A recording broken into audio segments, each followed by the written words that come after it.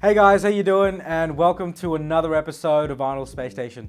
In today's episode, I'm going to go ahead and show you a bit more around Salesforce's automation piece called Process Builder and how you can use that to trigger an email to be sent out from an opportunity based on a stage. So a lot of our customers tell us that they spend a lot of time drafting and sending emails. Now, Salesforce provides you with merge tags and email templates that will certainly speed up the process.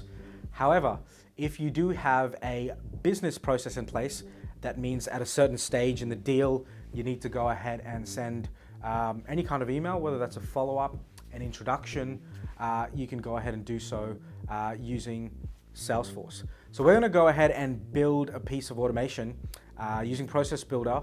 We're going to create an email template. And this can be both HTML or just a simple text template. And we're going to create a piece of automation that'll send it out every time the stage is changed to closed one. Salesforce Space Station.